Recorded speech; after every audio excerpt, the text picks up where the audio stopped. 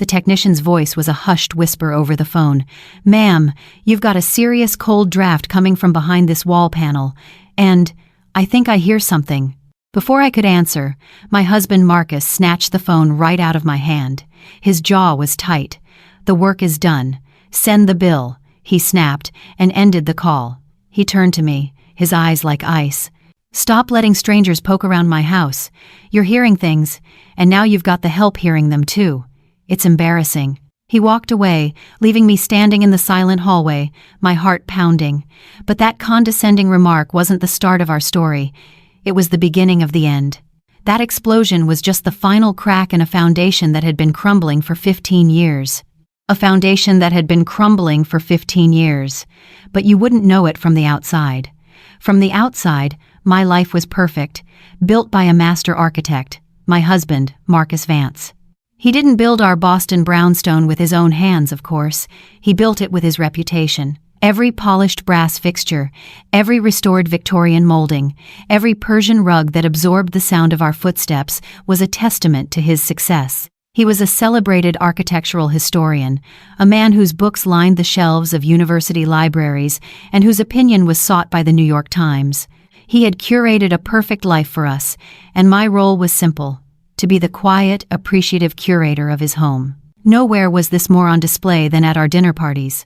That night, the air was thick with the scent of roasted rosemary lamb and the self-congratulatory chatter of Marcus's colleagues from Harvard. They sat around our mahogany dining table, drinking a Cabernet that cost more than my first car, discussing the recent feature on our home in Architectural Digest. "The way you uncovered the original fenestration is just genius, Marcus," said a professor named Alistair, his glasses perched on his nose. Marcus waved a dismissive hand, but his smile was tight with satisfaction. One must simply listen to what the house wants to say. Alistair's wife, a kind woman named Deirdre, turned to me. "It must be wonderful living inside a piece of history, Eleanor. Do you ever feel like there are ghosts?"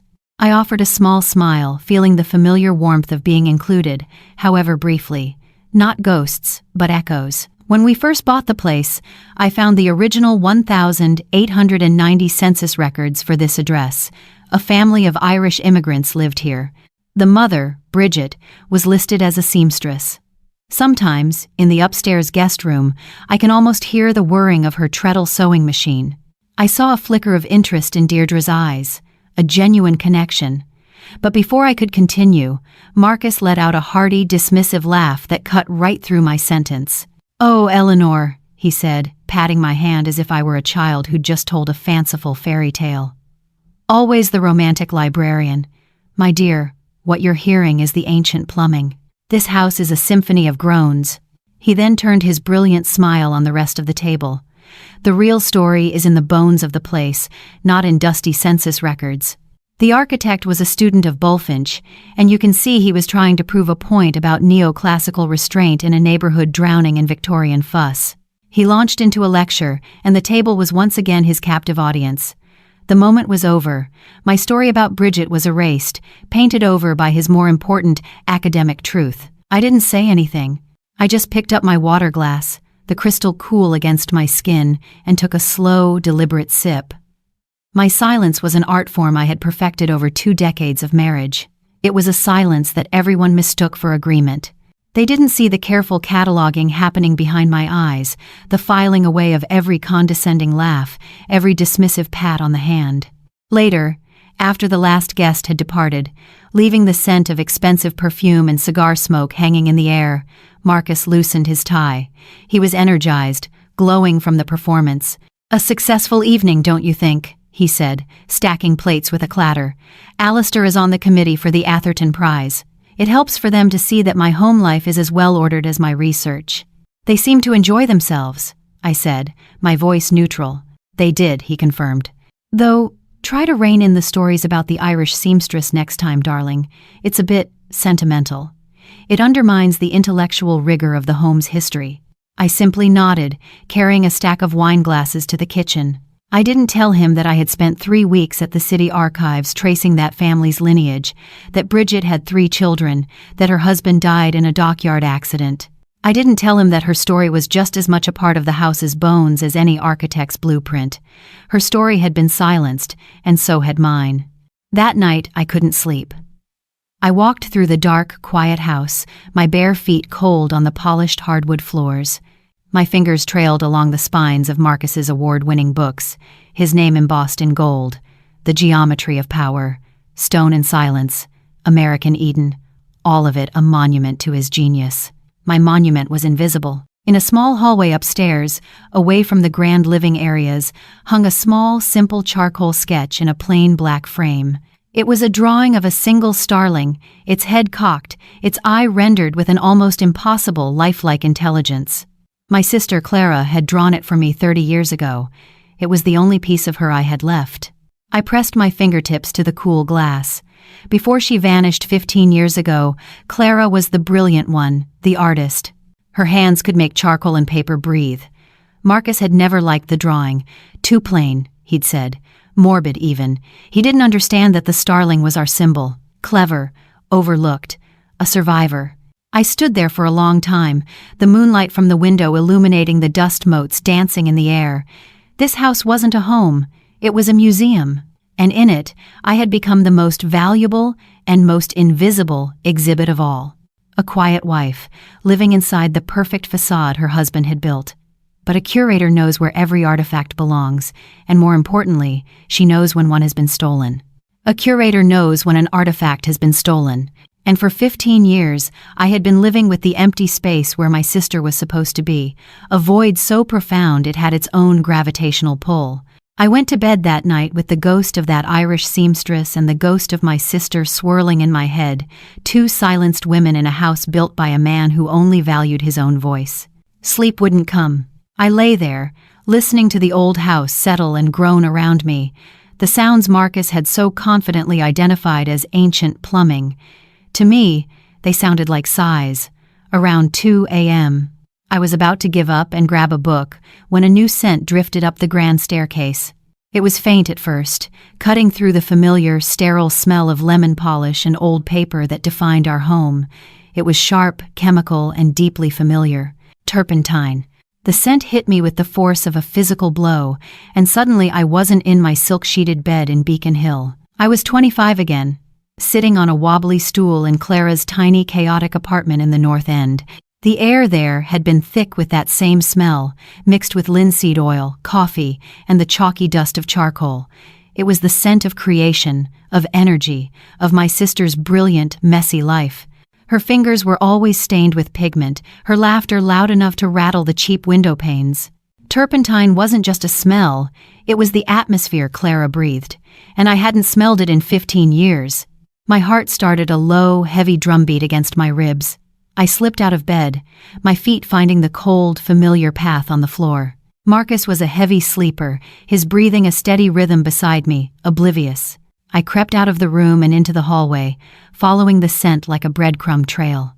It grew stronger as I descended the stairs, the smell of my sister's ghost leading me down into the darkness.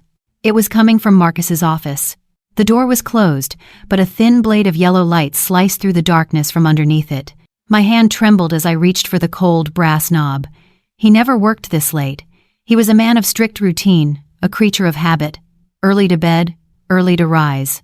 This was a disruption in the carefully curated timeline of our lives. The door opened with a soft click. Marcus was standing at his massive oak desk, his back to me. The room, usually as pristine as a museum exhibit, was in slight disarray. An ancient, leather-bound book lay open, its pages yellowed and brittle. A collection of small jars and soft cloths were spread out beside it. The turpentine smell was overpowering here. He turned, startled. A flicker of something annoyance? Fear? Crossing his face before being replaced by his usual calm, paternal mask. "Eleanor, what are you doing up?" My voice was barely a whisper. I smelled something. I looked at the book, at the cleaning supplies. "What is that?" He followed my gaze and then smiled, a relaxed, easy smile that didn't reach his eyes. "This? It's a first edition Vitruvius I acquired. The binding was starting to get moldy. I was just cleaning it with a preservative. It has a bit of a pungent smell, I'm afraid. Sorry if it woke you." It was a perfect explanation. Logical, tidy. Marcus was an obsessive collector. Of course, he would personally tend to a priceless book. But my entire body was screaming that it was a lie. Clara's ghost was standing behind him, shaking her head, the scent of her art studio clinging to his clothes. I just stood there, staring. He softened his expression, walking over to me. He placed his hands on my shoulders, his touch meant to be comforting but feeling like an anchor. You seem on edge lately, my love. First the noises, now the smells. Your imagination is working overtime. Maybe all this talk about ghosts at the party tonight unsettled you. I looked into his eyes, searching for the man I thought I married. All I saw was a smooth, polished surface, reflecting my own anxious face back at me. Maybe, I said, letting him believe it. I'm sorry I disturbed you. It's all right, he said, his voice dropping to a soothing murmur. Go on back to bed. I'll be up in a minute. As I turned to leave, my eyes fell on the small, elegant wastebasket beside his desk, and there, sitting on top of a crumpled piece of paper, was a single, freshly used nub of black charcoal. It was worn down on one side, exactly the way Clara used to grind them down when she was cross-hatching shadows. Marcus only ever used fountain pens. He called charcoal a tradesman's tool, messy and imprecise. My mind went quiet. The librarian inside me took over, all emotion replaced by a cold, clear instinct for collection and preservation. While his back was turned as he closed a jar, my hand moved with a speed and silence that surprised me. It was a single, fluid motion. I dipped my fingers into the basket, my skin brushing against the cool, powdery charcoal. I closed my hand around it, the small object gritty and real against my palm.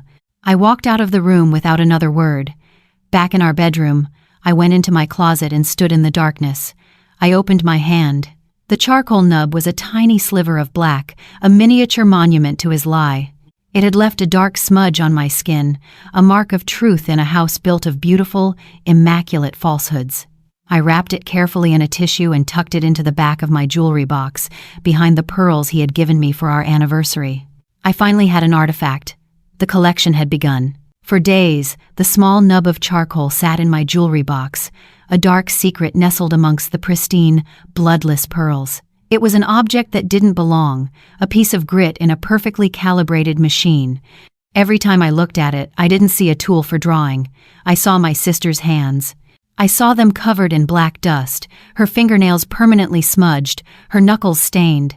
I saw them moving with a furious, confident energy across a sheet of paper, a flick of the wrist creating a shadow, a soft smudge of her thumb giving life to a bird's wing. Holding that charcoal was like holding a key, and every night, it unlocked the same door in my mind, pulling me back through 15 years of silence to the last day I saw her. The memory was always the same. It started with the smell of her apartment, not turpentine this time, but stale coffee, damp Boston air, and the sweet, dusty scent of paper. Her place in the North End was a third-floor walk-up, a chaotic mess of books, clothes, and art supplies, but it was alive. Light poured in through the big, grimy window, illuminating the galaxy of dust motes dancing in the air. Canvases were stacked against every wall, their surfaces covered in breathtaking cityscapes and portraits so honest they were almost cruel. She had been crying. Her eyes were red-rimmed, and she was trying to hide a fading yellow-green bruise on her forearm with the sleeve of her oversized sweater. She was talking a mile a minute, pacing the worn floorboards, telling me about her boyfriend, Rick, about how she couldn't take his jealousy anymore, how she felt like the walls of this tiny apartment were closing in on her. I have to get out, Elle, she'd said, her voice cracking. I have no money. I'm stuck. I didn't say much. I just listened, my heart aching for her. I was the quiet one, the planner. She was the storm. My job was to be the lighthouse. For 6 months, I had been preparing for this moment. I'd worked double shifts at the library, my evenings filled with the beeping of scanners and the tedious work of reshelving books. My dinners were canned soup or ramen noodles eaten over the sink in my own small apartment. I sold my grandmother's old dining set at a garage sale.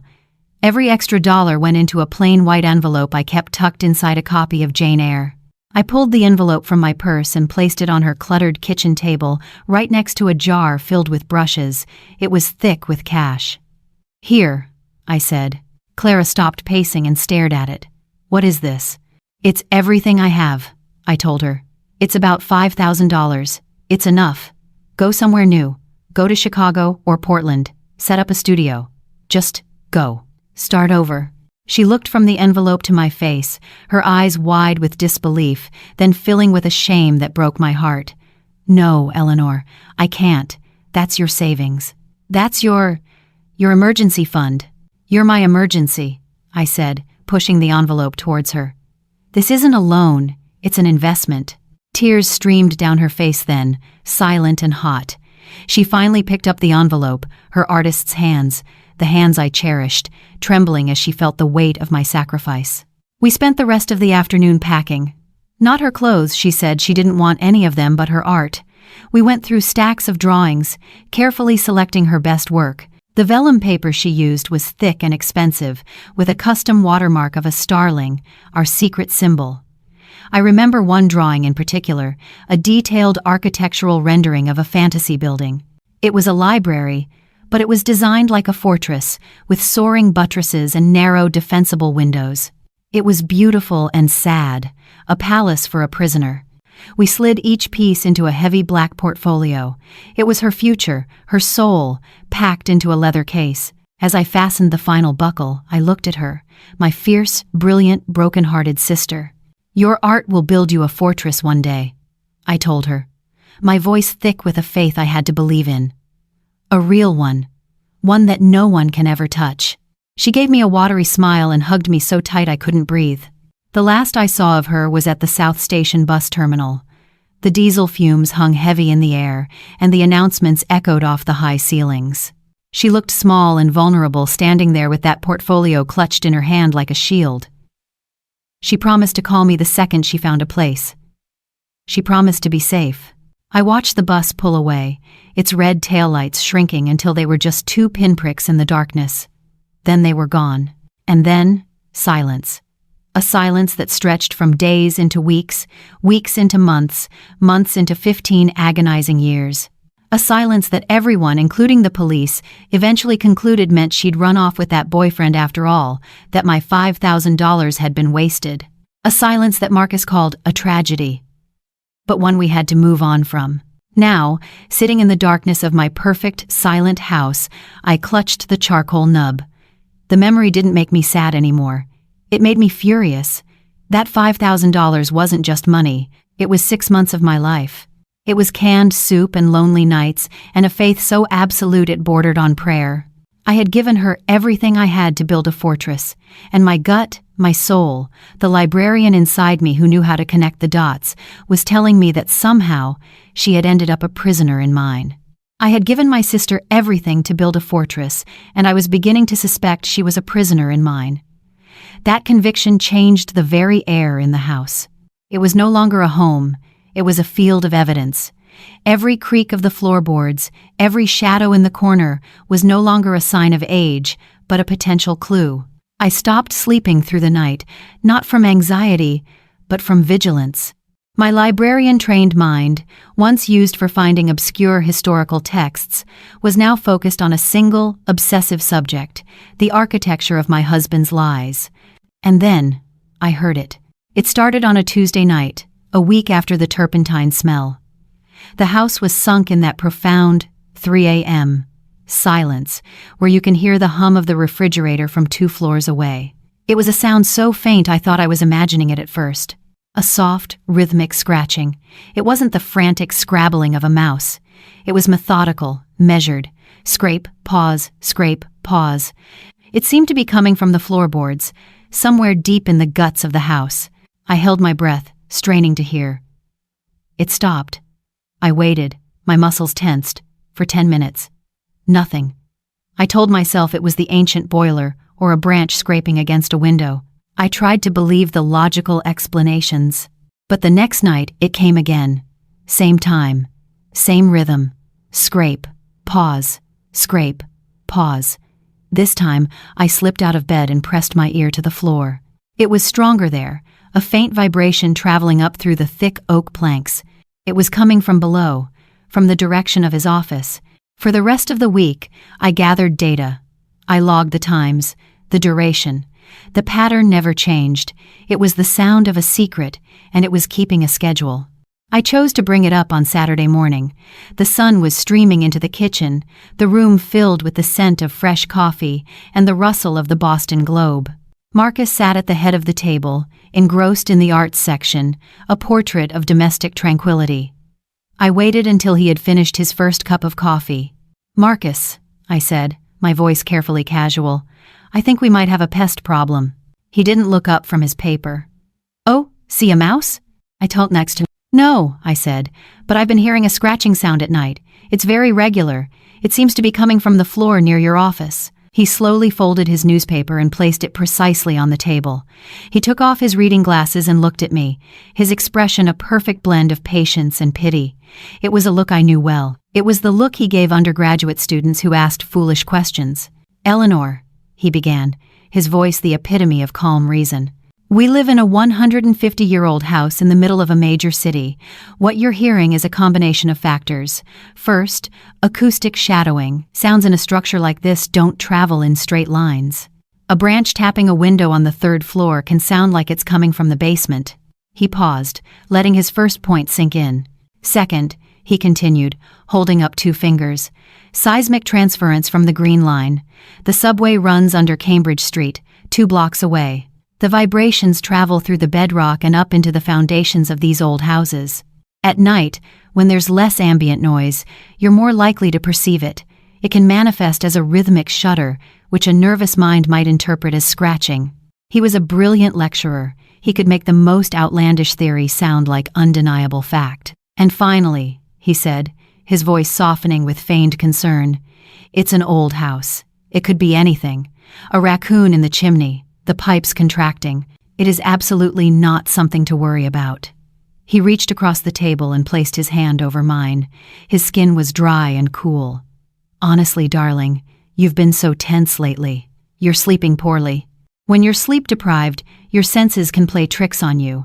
Maybe it's time you scheduled that checkup with Dr. Miller. Talk to him about your anxiety. For my peace of mind." Every word was a perfectly polished stone, designed to build a wall around my intuition, to brick me up inside my own female anxiety. An old version of me would have crumbled. She would have apologized for being silly, for worrying him, and so, for his benefit, I resurrected her. I lowered my eyes, pulling my hand away slowly. "You're right," I murmured, letting just the right amount of embarrassment creep into my voice. "Of course, the subway. That makes sense. I'm sorry, I've just been a bit on edge." His face relaxed into a satisfied smile. "There's my girl," he said, and he picked up his newspaper, the matter officially closed. The librarian had been put back in her place. He left an hour later for a meeting at the university archives. The moment the heavy front door clicked shut, the old Eleanor vanished. I walked calmly to my laptop and pulled up the order confirmation page. The package had been delivered 2 days ago to a P.O. box I'd opened under my maiden name. I went to my car, drove to the post office, and retrieved the small, discreet box. Inside was a listening device, no bigger than a quarter. A tiny, silent electronic ear. Back in the house, I walked into his office. The room was a shrine to him, to his intellect. I felt like a spy in the heart of enemy territory. His desk was an antique masterpiece of carved mahogany. I knelt down, my heart hammering not with fear, but with a cold, thrilling purpose. With trembling fingers, I peeled the adhesive backing off the device. I reached under the desk, into the deep shadows where no one ever looked, and pressed it firmly to the underside of the thick, aged wood. I stood up and looked around the room. Everything was exactly as I had found it. The perfect facade was undisturbed. Marcus thought he had silenced my concerns, but all he had done was confirm that there was something he desperately needed to hide. He thought the walls had ears. He had no idea I had just given them a memory. For the next few days, I lived a life of dual realities. Outwardly, I was the perfect, attentive wife. I made his morning coffee, discussed articles from the paper, and listened patiently to his complaints about the university's new tenure policies, but inwardly, I was a hunter. Every night, after he was asleep, I'd retreat to the guest bathroom, lock the door, and plug my tiny earbuds in. I'd listen to the day's recordings from his office. For 3 days, it was a study in absolute mundanity. The scratch of his fountain pen, the rustle of turning pages, long, drawn-out sighs, hours of near-total silence. The rhythmic scratching noise never occurred while the recorder was active. I started to feel a sliver of doubt, the cold, familiar voice of his gaslighting whispering in my ear. Maybe he's right. Maybe it is just the subway. Then, on Thursday afternoon, he gave me my next opportunity. He came out of his office looking harried, running a hand through his perfectly styled silver hair. "Eleanor, I need a tremendous favor," he said, his tone urgent. "I'm on a deadline for a chapter, and I've run out of a specific German ink. The calligraphy nib I use is incredibly particular. The university bookstore doesn't have it. Nobody in the city does. But there's a small art supply shop out in Lexington that stocks it." Lexington. A 45-minute drive without traffic. An hour and a half, round trip. On a Thursday afternoon, with Boston traffic, it was a 3-hour commitment. "I know it's a huge ask," he continued, sensing my hesitation, "but I absolutely cannot be interrupted for the next few hours. I need total, complete silence to concentrate. No phone calls, no deliveries, nothing. Your going would be a lifesaver." It was a masterful move, disguised as a desperate request. He wasn't just sending me on a long, pointless errand. He was guaranteeing himself an empty, silent house for a precisely defined block of time. I played my part. I let out a put-upon sigh. "Lexington? Marcus, that's such a long way to go for ink." I know, he said, all charm and apology. "I wouldn't ask if it weren't a complete emergency. I'll make it up to you. We'll go to that new restaurant you wanted to try this weekend." I picked up my purse and keys, the very image of the begrudging but dutiful wife. "Fine," I said, "but you owe me." He smiled, triumphant. "Thank you, my dear. You are a saint." I got in my car, pulled out of our narrow Beacon Hill street, and drove for exactly 3 blocks. I turned onto a quiet side street overlooking the public garden, put the car in park, and killed the engine. The hustle of the city was a muted backdrop. My car had become a mobile command center. I reached into my tote bag and pulled out my iPad. For months, Marcus had insisted on linking all our accounts for ease of budgeting. He prided himself on his financial organization. Now, his obsession with control was about to become his undoing. I opened our banking app, my fingers flying across the screen. I wasn't looking for a single purchase. A librarian doesn't just look for one book. She studies the entire catalog, searching for patterns, for anomalies. I scrolled back through months of credit card statements. The usual charges were all there: Whole Foods, the wine shop, his tailor, Amazon. It was a digital map of our privileged, predictable life. I filtered the search, excluding all the stores I recognized. And then, I saw it. It was an anomaly, so regular I had never noticed it. A recurring charge, every Tuesday morning, for $87.54. From a company called Peapod, a grocery delivery service. We had never used Peapod. I was the one who did the grocery shopping every Friday morning at the Haymarket. I knew every dollar we spent on food. This was a separate, secret stream of sustenance, flowing into my home without my knowledge. My heart began to beat a frantic, suffocating rhythm. I clicked on the most recent charge. The app allowed me to see an itemized receipt. My blood went cold. The list was simple, almost monastic. Loaves of plain bread, a large container of peanut butter, apples, bottled water, a carton of eggs, bars of plain white soap. But it was the last 2 items that made the breath catch in my throat: a box of Twining's English breakfast tea and a package of Carr's water crackers. Clara's favorites, her go-to comfort food. Whenever she was stressed or sad, she would drink cup after cup of that specific tea and nibble on those dry, specific crackers. It was a detail so small, so intimate, that it couldn't be a coincidence. The pieces clicked into place with the force of a slamming vault door. The secret groceries, the scheduled scratching sounds at night, the sound of someone moving, exercising, in a confined space.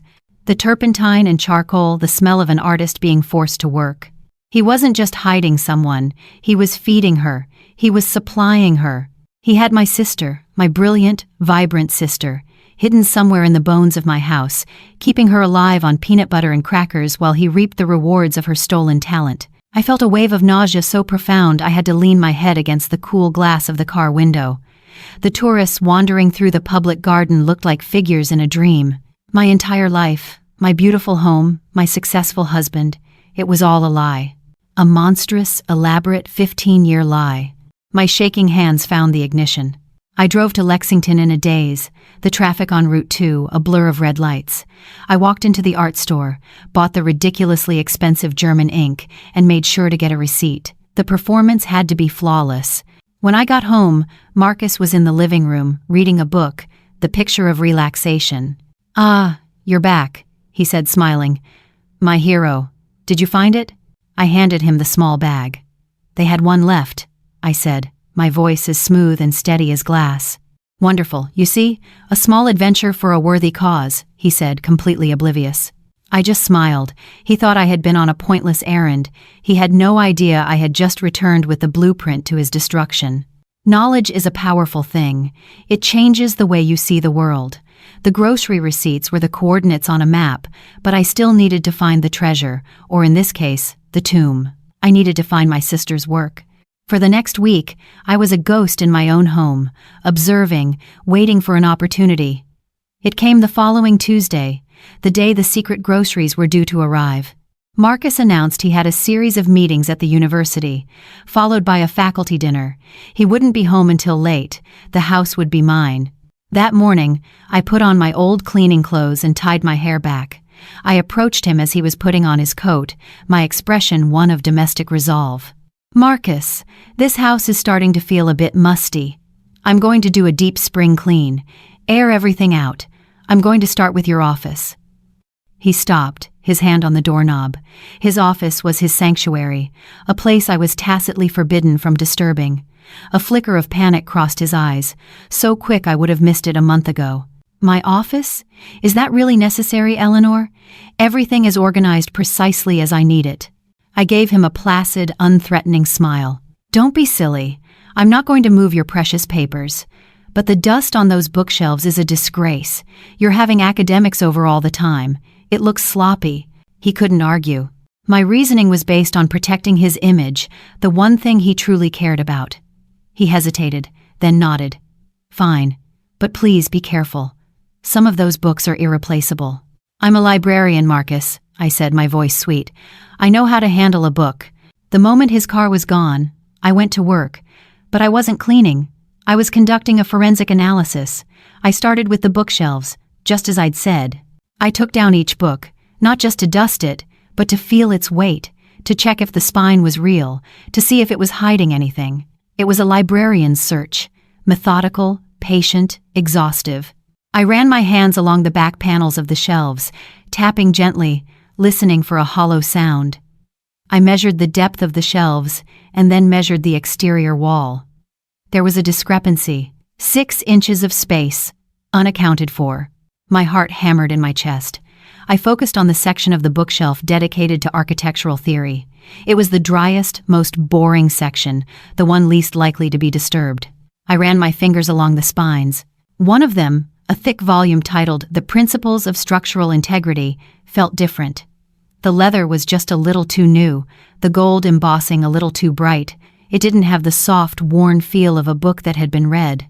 I tried to pull it out. It didn't move. It wasn't a book. It was a lever. I pressed down on it, hard. There was a soft, satisfying click, and a section of the bookshelf swung inward, revealing a dark, narrow cavity.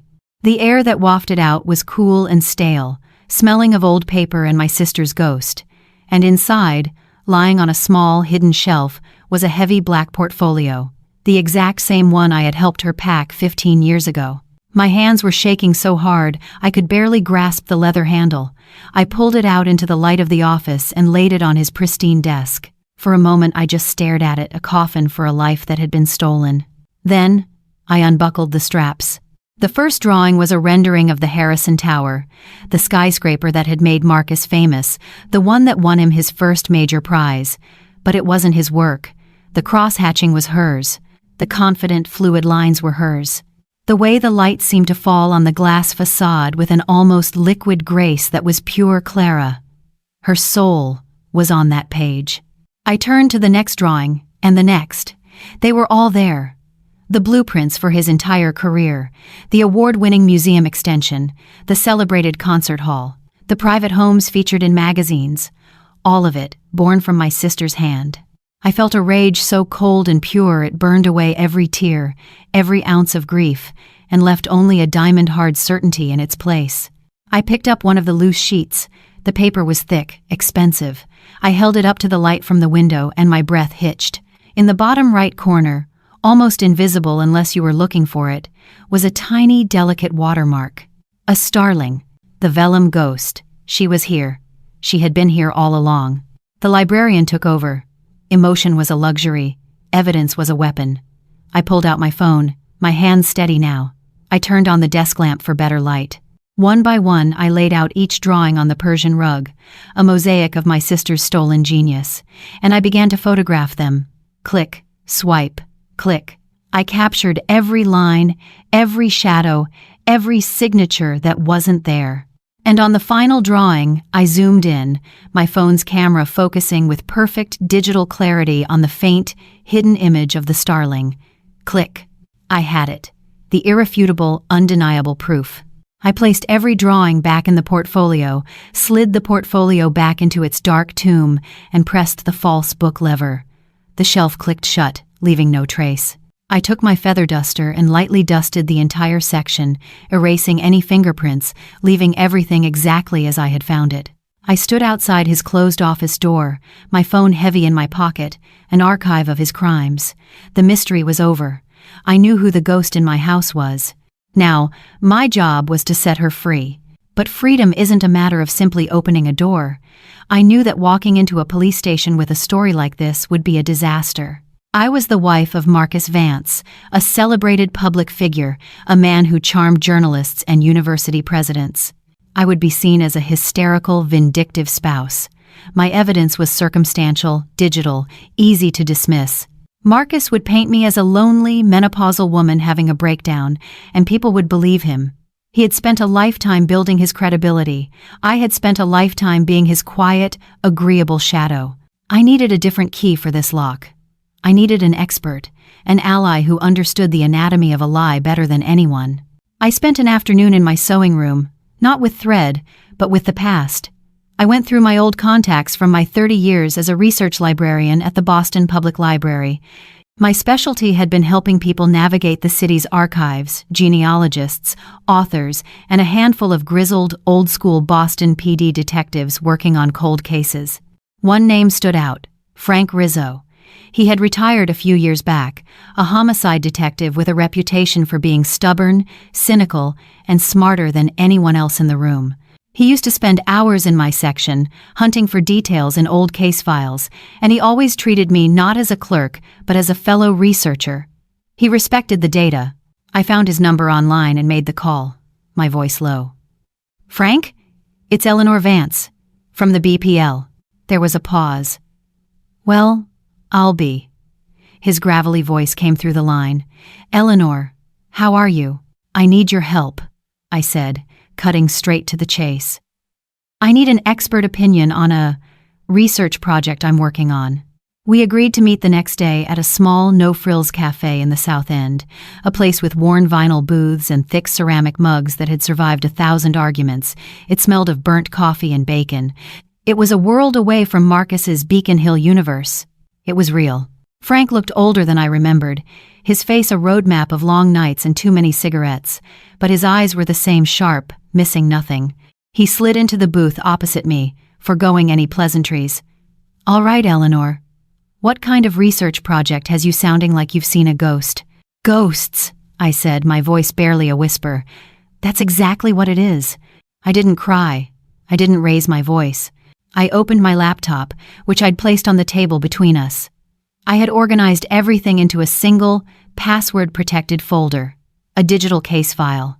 "The subject is my husband, Marcus Vance," I began, my voice as steady and academic as if I were presenting a paper. "My hypothesis is that for the past 15 years, he has been holding my sister, Clara Reed, captive in our home and publishing her artistic work as his own." Frank's eyebrows shot up, but he didn't interrupt. He just watched me, his detective's face a perfect mask of neutrality. Exhibit A, I said, and clicked open an audio file. I slid an earbud across the table to him. Recorded 3 weeks ago from a listening device placed in his study. Note the time, 3:14 a.m. Pay attention to the background. He put the earbud in, and I played the faint rhythmic scrape. Pause, scrape, pause. His eyes narrowed. Could be anything, he grunted when it was over. Agreed, I said, and clicked to the next file. Exhibit B, financial records. A recurring weekly grocery delivery from a service my husband and I do not use. I've highlighted items that were my sister's specific, longtime favorites. I showed him the itemized receipts, the Twinings tea, the Cars crackers. He leaned in closer, his skepticism beginning to be chipped away by the sheer mundane weight of the data. And now, Exhibit C, I said, my heart beginning to pound. I opened the folder of photographs I had taken in his office. I turned the laptop screen so he could see it perfectly. The first image was a stunning architectural drawing of the Harrison Tower. Frank let out a low whistle. Jesus, that's the building that made his career. Indeed, I said. Now please observe the details of the cross-hatching. I clicked to the next image, a drawing from an old art school application I had saved, one of Clara's early works. The style was identical, indisputable. Her artistic signature was as unique as a fingerprint. Finally, I showed him the last photo, the close-up of the watermark on the vellum, the faint, perfect image of the starling. Her personal mark, I explained. I have correspondence from the paper mill that made it for her, confirming the custom order from 16 years ago. I closed the laptop. The silence in the booth was heavy, broken only by the clatter of dishes from the kitchen. Frank stared at the blank screen for a long time. He took the earbud out and placed it gently on the table. He looked old and very, very tired. He finally met my eyes. He sends you on a 3-hour errand to Lexington for ink, he said. It wasn't a question. My breath caught. How did you know that? The grocery deliveries arrive on Tuesdays. You recorded the scratching noise on a Tuesday. My guess is he needs you out of the house to bring the supplies to her. The errand was a pretext. He had connected the dots in 30 seconds. I just nodded, a wave of relief so intense it almost made me dizzy. He believed me. I wasn't a crazy, hysterical wife. I was a researcher who had presented a solid case. He leaned back in the vinyl booth, which groaned under his weight. He let out a long, slow breath. For 15 years, he said, more to himself than to me. Son of a bitch.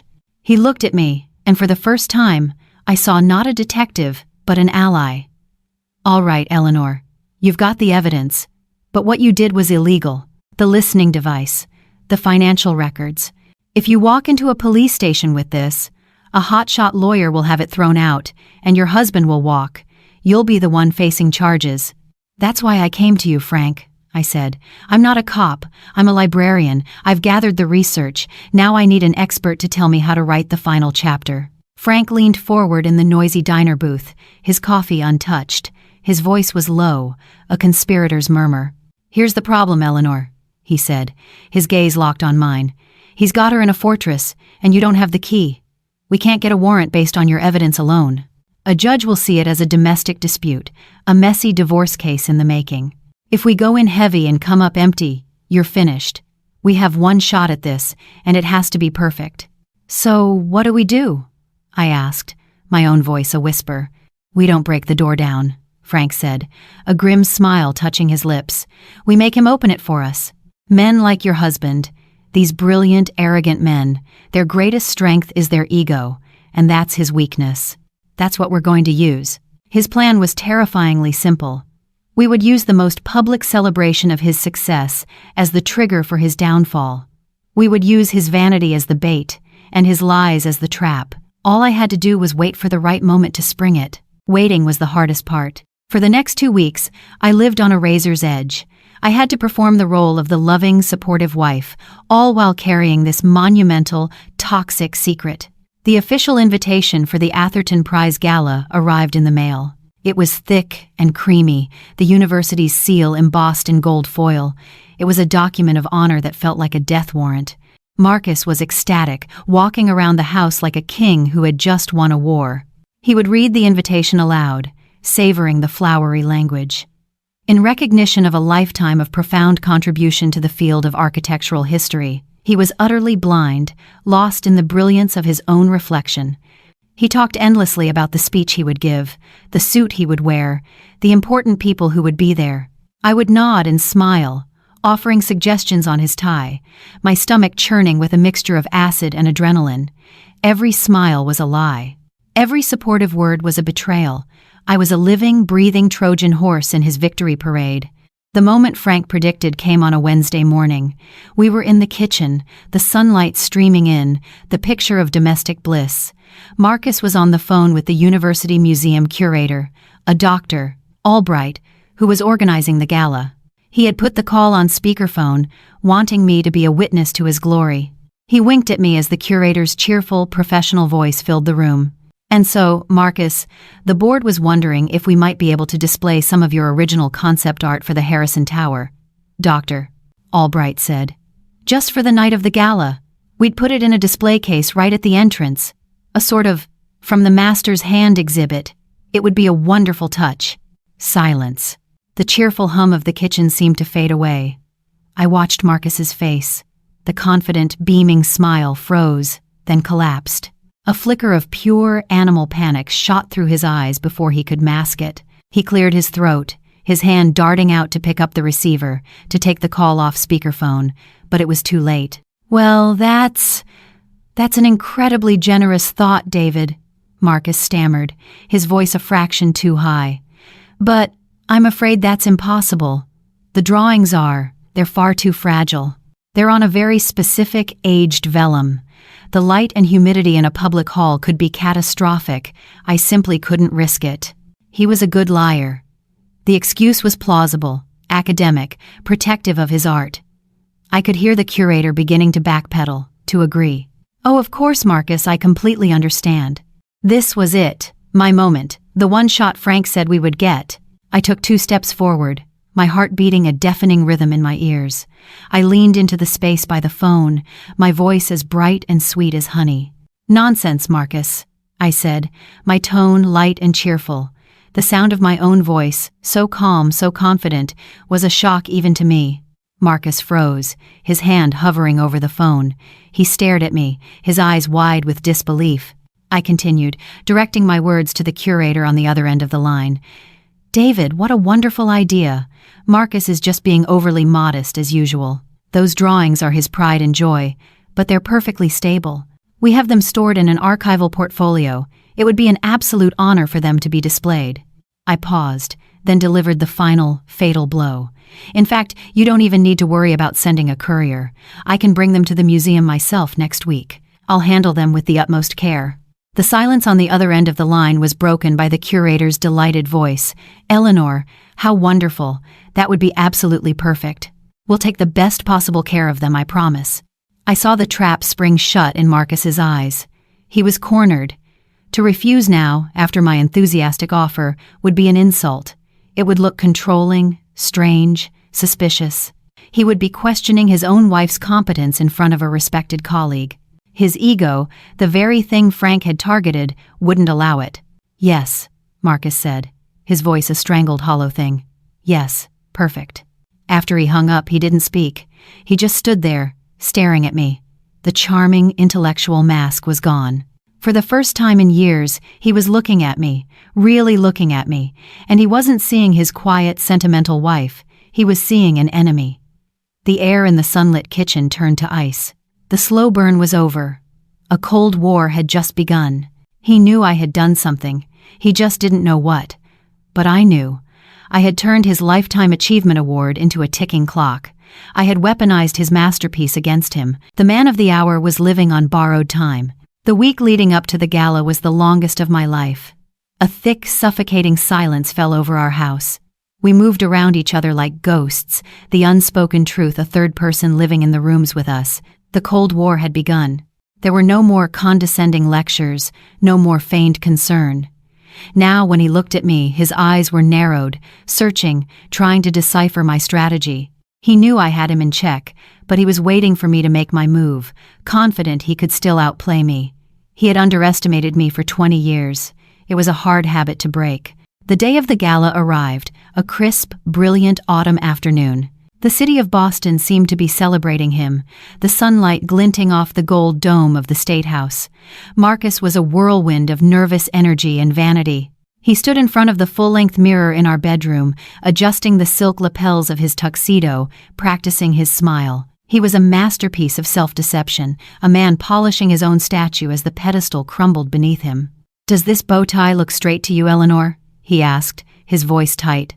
I walked over and adjusted it, my fingers brushing against his starched collar. My touch was steady, my hands betraying none of the furious, frantic beating of my heart. "You look perfect," I said, my voice even. "The man of the hour." He gave me a sharp, suspicious look in the mirror, but my expression was placid, the face of a proud wife. I dressed as well, in a simple, elegant navy blue dress. When I was ready, I went to the hall closet and retrieved an old, empty portfolio case, a decoy I had bought at a second-hand shop. I walked back into the living room, where Marcus was pacing. "I'm heading over to the museum now to drop this off," I said, my voice bright. "I'll meet you at the university for the reception at 7. He stopped pacing and stared at the portfolio in my hand. A wave of relief washed over his face, so palpable it was like watching a muscle unclench. He thought this was my play. A petty power move, a way to humiliate him by controlling the precious drawings, but ultimately, he thought I would deliver them. He thought I would still protect his grand illusion. "Good," he said, clearing his throat. "Yes, I'll see you there." I walked out the front door, the decoy portfolio in my hand. I didn't look back. I walked at a steady, unhurried pace down the picturesque, gaslit street. I turned the corner, out of his sightline, and dropped the empty portfolio into a public trash can. 2 blocks later, a plain, dark sedan pulled up to the curb. The passenger door opened. Frank Rizzo looked out at me, his face grim. "It's time," was all he said. 2 other detectives, a man and a woman in plain clothes, were in the back seat. We drove back to my house in silence. The street was quiet, empty. Marcus's town car had already come and gone. I walked up the familiar steps, but this time, I wasn't alone. I slid my key into the lock of my own front door, and it felt like I was breaking in. I pushed the door open and stepped aside, and the law followed me into the silent, sun-drenched foyer of my home. The detectives moved with a quiet, professional efficiency that was both terrifying and comforting. There were no sirens, no loud commands. It was a silent, methodical invasion. "This way," I said, my voice sounding strange and distant in the stillness. I led them to his office. The room was exactly as I had left it, a perfect shrine to a fraudulent life. I walked to the bookshelf, my heels clicking softly on the hardwood floor. I pointed. "It's there," I said, "behind the volume on structural integrity. The wall is hollow." One of the detectives pulled a small, flat pry bar from his coat. The sound of the metal scraping against the fine wood of the bookshelf was a shocking violation, a desecration. There was a sharp crack as the hidden lock gave way, and the bookshelf swung open. A wave of cool, stale, unmoving air washed over us, the smell of a place that had not breathed for a very long time. And inside, sitting at a small drafting table under the bare glow of a single architect's lamp, was a woman. She was painfully thin, her skin almost translucent. Her long, white blonde hair was tangled and hung down her back. She was hunched over a piece of vellum, a charcoal pencil clutched in her bony fingers. She didn't seem to hear us. She was lost in her work. I couldn't breathe. It was Clara, my sister. My brilliant, vibrant sister was a ghost, a pale, withered thing. Her entire world shrunk to the size of a piece of paper. "Clara," I whispered. Her head snapped up. The pencil fell from her fingers and rolled onto the floor. She stared at us, her eyes wide and vacant, unaccustomed to the light. They darted from the detectives to Frank, and then they landed on me. For a moment, there was nothing, and then a flicker. A tiny spark of recognition in the deep, haunted pools of her eyes. A memory. Just then, the sound of a car door slamming shut came from the street. Headlights swept across the office windows. My heart seized. He was back. Frank was already moving, stationing the other detectives by the door. I just stood there, frozen, as I heard his key in the lock, the confident click of the front door opening. I heard his footsteps in the hall. He appeared in the doorway of his office, his tuxedo immaculate, a triumphant smile on his face, ready to tell me about some pre-gala reception. The smile dissolved when he saw Frank. It curdled when he saw the other detectives. And then, his eyes followed their gaze to the open, gaping hole in his bookshelf, to the lit room that wasn't supposed to exist. Finally, he looked at me. I was standing by his desk, not crying, not screaming, just watching him. And in that one silent, shattering moment, he knew. His entire world, the one he had so masterfully constructed, had been dismantled and exposed. The architect stood in the ruins of his own creation. I didn't have to say a word. The truth was finally speaking for itself. I didn't watch them put Marcus in the car. I didn't listen for the sound of his voice, or the click of the handcuffs. The moment his empire fell, he ceased to exist for me. My world had shrunk to the space inside that dark, hidden room, to the pale, thin woman who was staring at me as if I were the ghost. I took a single step forward, and then another, until I was standing in the doorway of her prison. Paramedics were behind me, their voices soft and respectful, but I barely heard them. All I could see were Clara's eyes. "Eleanor?" she whispered, her voice a dry, unused thing, a rusty hinge. "I'm here," I said, and the tears I had held back for months finally came, hot and silent. "I'm here, Clara. I'm getting you out." The world outside our front door exploded. The story broke that night, a firestorm that ripped through the city's elite and then across the entire country. Our quiet, historic street in Beacon Hill became the set of a media circus. News vans with satellite dishes sprouting from their roofs lined the cobblestones. Reporters camped out on our front steps, their camera lenses like the hungry eyes of a wolf pack pointed at the house where the monster had lived. For the next few weeks, I watched the complete and utter demolition of the man who built nothing. It happened in a relentless montage, played out on every television screen and front page in America. The Boston Globe's headline was stark: "The Phantom of Beacon Hill." The New York Post, never one for subtlety, screamed, "Architect of Deceit." News anchors who had once interviewed Marcus with fawning respect now spoke his name with a curled lip, detailing every sordid piece of the story. The tale was irresistible: a beautiful, historic home, a celebrated intellectual, and a secret captive genius. It was a modern-day Gothic horror story, and America was enthralled.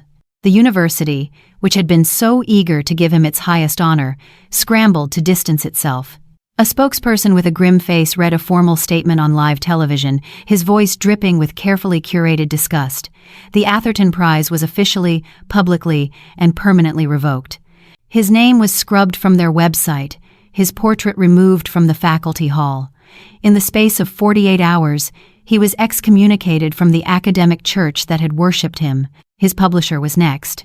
They issued a press release announcing that all books by Marcus Vance were being pulled from shelves, and all sales frozen pending a full investigation into their true authorship. His life's work, the stone and silence and geometry of power he had built his name on, was quarantined like a virus.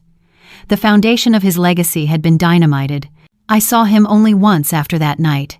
It was a brief, grainy news clip from his arraignment. He was shuffled into the courtroom, not in a bespoke tuxedo, but in a baggy, ill-fitting jumpsuit. His hands were cuffed in front of him. His face was gray, stripped of all its charm and arrogance. He looked small, pathetic, and utterly empty. The celebrated architect, the man of the hour, was just another man in a cage. But while the world was consuming the story of his downfall, my world was a quiet, private room at Mass General Hospital. I didn't leave Clara's side. The media frenzy, the legal proceedings, all of it was just noise on the other side of a thick glass window. My focus was on the small, fragile woman in the hospital bed. For the first few days, she barely spoke. Years of silence had made words feel foreign and dangerous, so I just sat with her. I read to her from books of poetry. I brought her a cup of Twining's tea and a plate of Carr's crackers, and when she finally took a tentative bite, we both cried. A nurse helped me wash her hair, and I watched, my heart aching, as 15 years of dust and darkness swirled down the drain. Slowly, like a plant that had been starved of light, she began to unfurl. She started talking, first in whispers, then in full sentences. With Frank and a gentle therapist in the room, she told her story. She told them how Marcus had found her after she'd run from her abusive boyfriend, how he'd offered her a safe haven, a temporary place to hide and work. She told them how temporary became permanent, how he had convinced her the police were looking for her, that she would be an accessory to Rick's shady dealings. He had isolated her, feeding her lies until his reality became hers. He was her only source of food, her only source of human contact, her jailer disguised as a savior. I sat there, holding her hand, listening to the quiet, methodical details of his cruelty. He had not used chains, he had used fear. He had built her a prison not of bricks, but of lies. One afternoon, I was looking out her hospital window at the Boston skyline. The familiar shape of the Harrison Tower pierced the clouds, its glass facade gleaming in the sun. For years I had looked at that building with a sense of second-hand pride. Now, I saw it for what it was. A monument to a crime. A beautiful, celebrated tombstone on a life that had been buried alive. The man who had taken credit for it was gone, his name already turning to ash. But the real architect, the woman whose genius had shaped the sky, was sitting up in bed, feeling the warmth of the sun on her face for the first time in 15 years. Her foundation had been shattered, but she was alive, and we were going to rebuild, together. That rebuilding process didn't happen in the sterile, beeping environment of a city hospital. Frank helped me find a place for her, a quiet recovery center nestled in the Berkshires, a world away from the noise and the trauma. It was a place of rolling green hills, old stone walls, and vast, open skies. Her room had a single, enormous window, a living painting that changed with the light, a room with a view. After 15 years of staring at a soundproofed wall, it was the most powerful medicine we could have asked for. The first few weeks were a delicate dance of recovery. Clara was like a deep-sea diver brought to the surface too quickly. The world was overwhelming. The bright colors of the flowers in the garden were too loud. The sheer number of choices on a dinner menu would make her tremble. The simple act of walking on soft grass, after years of a hard, flat floor, was a strange and frightening sensation. She was a stranger in the world, and I was her guide. I was there every day. We didn't talk much about what happened. We didn't need to. Instead, we focused on the small, immediate realities, the taste of a fresh strawberry, the warmth of a wool blanket, the sound of rain on the roof. I would read to her for hours, not the dark, complex novels I loved, but simple, beautiful poetry. We were rebuilding her world, one sensory detail at a time. Her art was the last thing to return. I had brought her a beautiful new set of charcoal pencils and a thick, empty sketchbook. They sat on her bedside table for a month, untouched. They were a part of her old life, the one that had been turned into a weapon against her. I never pushed, I just made sure they were there. Then one morning, I walked into her room, and she was sitting by the window, the sketchbook open on her lap. She wasn't drawing one of her magnificent, impossible buildings. She was sketching a single, fallen maple leaf she must have picked up on her walk, her pencil moving with a slow, careful tenderness, rediscovering the texture of the paper, the feel of the charcoal in her hand. It was the most beautiful thing I had ever seen. A week later, Frank called me. "There's a young man who's been trying to reach you," he said. "Name is Ben Carter. An architect. Used to be one of Marcus's star pupils. Says he needs to speak with Clara." My first instinct was fiercely protective. "No, absolutely not." "Hear me out, Eleanor," Frank said. "This kid, he's different. He's been leading the charge at the university to get all of Marcus's awards officially reassigned to Clara's name. He's not looking for forgiveness. I think he's looking to pay a debt." I told Clara, expecting her to refuse, but she was quiet for a long moment, then nodded. "I'll see him." Ben Carter was young, probably not even 30. He stood in the doorway of Clara's sunny room, looking terrified and profoundly ashamed. He clutched a roll of blueprints in his hand like a shield. He didn't make excuses. He didn't say he was sorry for what Marcus did. He looked directly at Clara. "I'm sorry for what we did," he said, his voice cracking slightly. "All of us. The students, the professors, the critics. We all looked at your work, and we celebrated the man who put his name on it. We praised his words, but it was your lines we fell in love with. Your drawings, they have a soul. His books never did. We should have seen it. We should have known." Clara just watched him, her expression unreadable. He took a deep breath and continued.